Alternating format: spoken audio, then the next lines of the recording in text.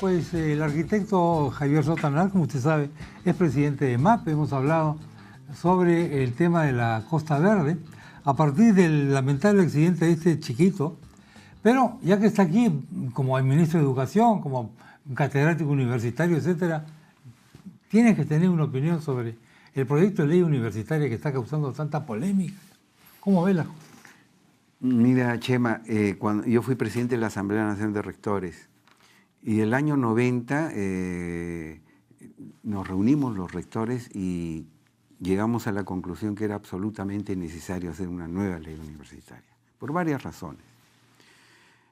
Una de esas razones es que encontrábamos que en la universidad pública había desgobierno, es decir, había un problema de gobernabilidad. El rector tenía un origen muy precario porque era un grupo de asambleístas, 60, que lo elegían y en la misma elección elegían al vicerrector, que generalmente era de un grupo opositor. Y además ese organismo que lo elegía se reunía cada 3 o 4 meses para hacer la vida imposible. Entonces veíamos, además con la presencia de Sendero en las universidades públicas, veíamos en esa oportunidad que era necesario empoderar al rector. ¿Y cuál era el planteamiento? Radicalizar la democracia. ¿Y eso qué significa? Que todos elijan al rector, de tal manera que sea una persona sentada por 5 años con capacidad de hacer gobierno universitario y apuntar por la excelencia académica. Ese fue uno de los puntos. El otro punto es que las universidades, como tú sabes, el nicho funcional que tienen específico es crear conocimiento. Por lo tanto, la investigación es fundamental. La universidad peruana, no todas, se agota en el antegrado. Es una fábrica de profesionales. Entonces, en esa ley se requería también darle poder al posgrado, tener un rector de investigación y posgrado, y sobre todo en la representación estudiantil, hubieran representantes también de los estudiantes de posgrado, quienes mejor conocen cuál es la problemática universitaria, porque la delegación estudiantil generalmente reclamaba asuntos sindicalistas chatos, ¿no? Sindicato de estudiantes. Claro, las notas, los promedios. Comedor estudiantil, claro. etcétera, etcétera. Nunca plantearon ningún aspecto de reforma de la parte educativa, digamos. La parte académica. Nunca reclamaron, simplemente facilidad. Ahora, y de otro lado, sí, si me permites, el Estado abandonó a las universidades públicas. Y hubo un momento, en el año 90, que un rector ganaba $100. Por supuesto.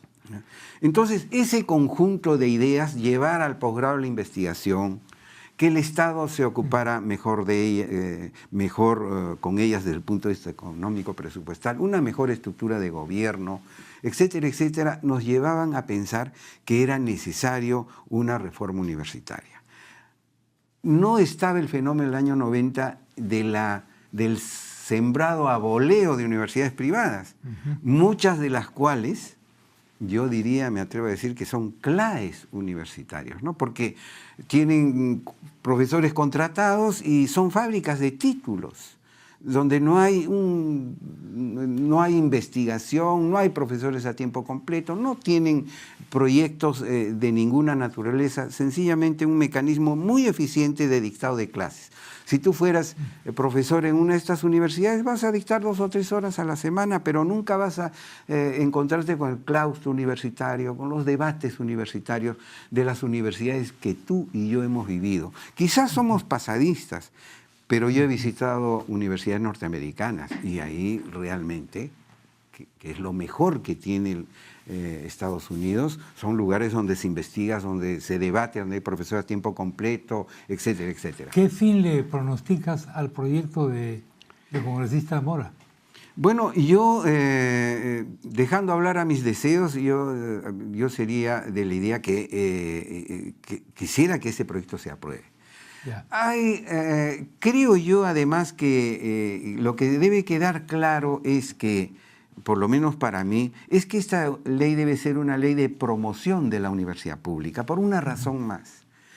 Las universidades públicas son las únicas que pueden llevar a la cultura peruana, a la investigación dura, a la ciencia y la ingeniería, porque eso es muy costoso.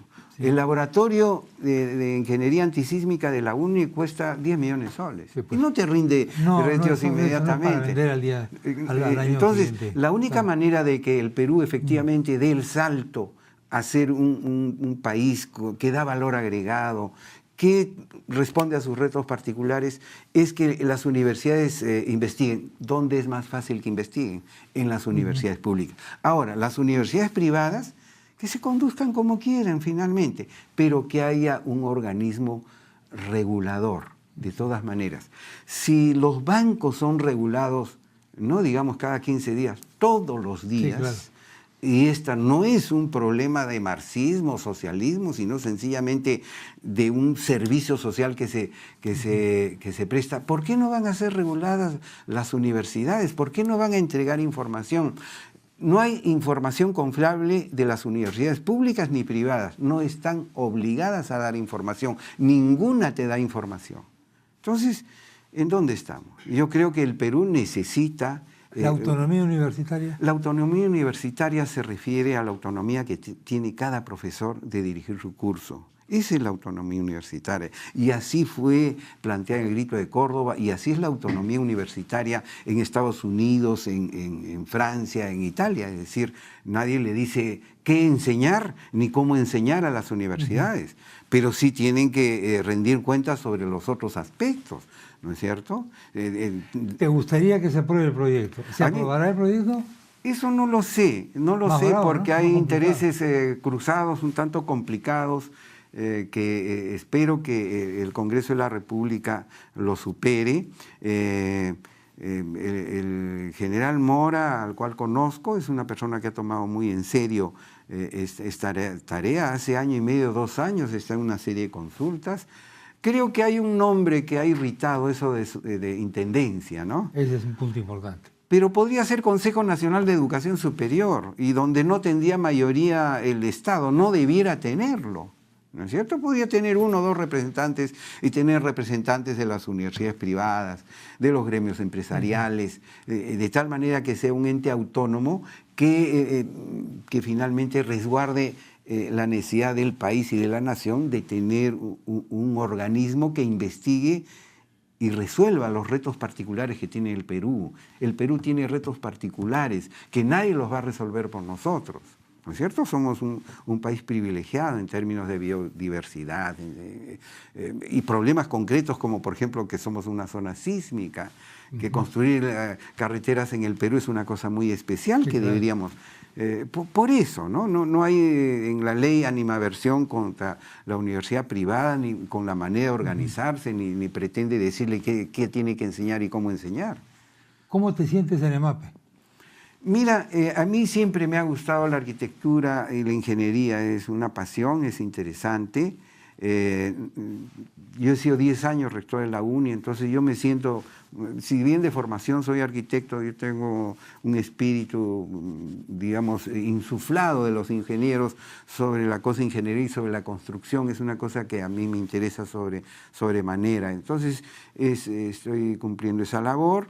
Y además en el Perú hay una gran ingeniería, como tú sabes, ¿no? Y se está avanzando. Es una labor gratificante, interesante, que está en debate a raíz de los problemas urbanos, pero está bien que así sea. Creo que esto es propio de la democracia y de ventilar las cosas en el país. ¿Te va a tentar la política?